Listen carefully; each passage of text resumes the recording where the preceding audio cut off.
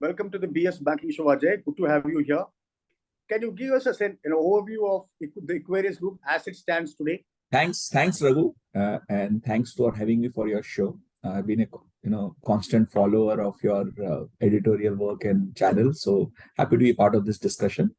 Equirus is well poised, to have leadership in five broad business areas, which is investment banking, which includes ECM, DCM, and advisory practice, the equities business, the wealth, asset management, and the insurance broking. I think that's sort of the five areas of focus for us as we're building our platform into the next level of growth.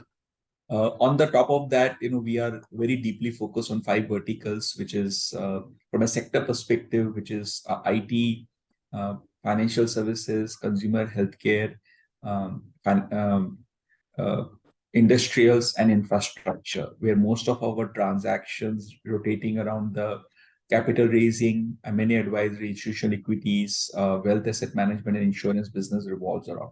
How are you positioned vis-a-vis other homegrown firms which have come up in the last 20 years or so? So, Raghu, that's a very good question. I think given when I started my career at bulge firms, I had observed that a lot of the markets interplay between advisory, capital market, and M&A situations, and there's always a continuous debate in the mind of issuers when they are raising capital. And one of the constant question is whether we access private equity market, whether we should access public market, or whether we look at strategic market.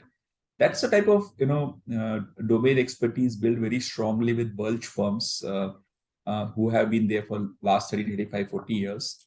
The desire at Equirus was that we bring the same level of ability to sit with mid-market companies and advise to them in terms of an efficacy of a private equity or a capital market or an M&A solution. Today, Equirus, as what we have created for the last 15 years, an extremely strong platform where we have done more than 230 transactions, straddling each of this capital raise outcomes, strategic private markets, public markets, and achieved the issuers and the promoters' objective on capital raise and how they want to grow their business further. If you look at it from that point of view, we are the most uniquely placed position firm, because the boutique advisory firms or the various other people who are only focused on advisory at times miss out the capital market opportunity which is sitting in front of good companies, and also the capital market focus advisory investment banks at times miss out on the opportunity which is sitting in the private market. And that is something which we have seen over the last 2-3 years as we have done more than 15 IPOs and the various advisory transactions. This interplay allows us to focus our approach more from what the client would need rather than saying what our firm can deliver. And that sort of makes us the only client-centric middle market firm which can figure out the right solution for the client. From a scale point of view, can you give us a brief overview on how do you propose to go about it? So we are a team of around 240 people right now, spread across some 21 offices in the various almost close to 18 cities in the country. As we grow, we would like to keep seek leadership in every vertical we are present in. So what is required for leadership, we will keep building scale on that basis. So in terms of both technical expertise and people, yes, you have to fight against established names, be they large Indian private banks who have got an embedded businesses of yours, or the foreign banks. So how do you tackle that issue? I think today we are seeing that increasingly India is becoming needs far higher level of investment. And when I had initially started my career, foreign banks usually do have a larger share. But the pivot which we saw, that at least in the ECM business, equities business, and many other practices, the domestic firms are coming to fore. So to a large extent, I don't see foreign banks, and we have seen this, over the last 10 years, you would have yourself reported so many foreign banks exiting one business or the other, whether it was the wealth or this situation. So I think the Indian firms are more strongly entrenched vis-a-vis that data point.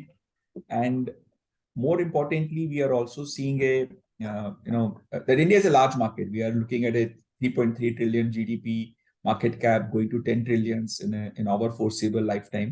So with that type of a market expansion, we're seeing the type of expertise we are building as a firm. We have become more or less a go-to firm because we are a uniquely placed organization where we do have a bank as a minority partner. So we are seen as an institution, and we are also very entrepreneurially driven. So there's a platform with almost close to 80 plus employees as shareholders. It's a good combination of an institution with an entrepreneurial drive. What is the thinking behind your startup fund? I think when we are discussing in our wealth platform, we had a very successful track record in the small cap funds, and we have almost touching 1,000 crores there in our situation. A lot of our clients were also wanting to look at alternate investment vehicles in terms of the whole startup ecosystem and the disruption that is happening.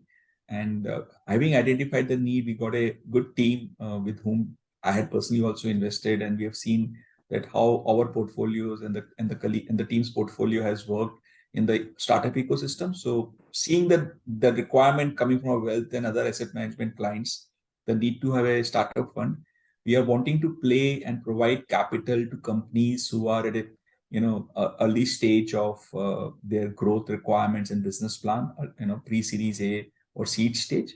So for that purpose, last month we had filed with SEBI for an AIF license, and once we have that, the fund will be in place. A related issue is the question of exits via IPOs for startups. Now, this has been a contentious issue of late. Are we at an inflection point between building sustainable business versus just valuations? So, see, I think when the last few IPOs, which had coming from the metrics of loss-making businesses seeking valuation, the markets were a little bit confused, but we did see that a broader market in the Indian context, with the domestic participation on the mutual funds, insurance, and even HNI retail data, didn't show that too much of participation of this in these IPOs. But now that debate is settled, I think everyone is very clear that business model, which are, and we're also seeing all these companies also talking about in similar lines, that if you are wanting to see market cap, there has to be a concept of profitability and return of capital to shareholders. I think that debate is completely settled now. And once that debate has been settled, I think any subsequent IPOs and anything that happens thereafter would only be keeping that data point in mind. Will this also influence your startup funds investments? Based on how capital and markets react, entrepreneurs model themselves. So you will see it in three formats. One is clearly there will be a lot of entrepreneurs who have reached a stage where they can't do anything about their business model, so they become they will become an acquisition target. But then there will be a bunch of entrepreneurs who obviously, having got the way the market's not looking, will remodel themselves and successfully transform, because these are good, strong management teams who have the vision and the managerial capability to transform and disrupt. So they, having got the new metrics, they will transform their business and achieve success. And the third are entrepreneurs who are at early stage of evolution. So I think I think they will be more aligned to building it out in a framework where you just don't burn capital. You also make a business model which allows you to return capital, and I think that is the type of frameworks which will prevail. So I think it's a continuum exercise, Raghu. Some companies wither away and new companies form, and that's a continuum cycle. What's your interest driving a GIFT City license? So I think given the success we have seen with our small cap fund, we wanted to take that product to our international relationships and let foreigners to invest. And we thought, that the GIFT City vehicle is a good opportunity to do that. So we have set up a vehicle there where we got the license, and that will give us an ability to get foreigners and NRIs to put money into our fund. As on date, you don't have an outbound platform at all, I assume. No, at this point in time, we don't have an outbound platform, but we do service international investors through the relationship we have in the US and also with our efforts in the other markets. Ajay, it was wonderful having you on our show. We look forward to having you sometime later down the line. Thank you. If you like this video, share it and subscribe to Business Standard. For more news, views and insights, log on to www.business-standard.com. Do also follow us on YouTube, Twitter, Facebook, Instagram, Telegram and LinkedIn. I am the blue, of the limitless sky. I am the inspiration that lets success soar high. I will achieve, I will fly high.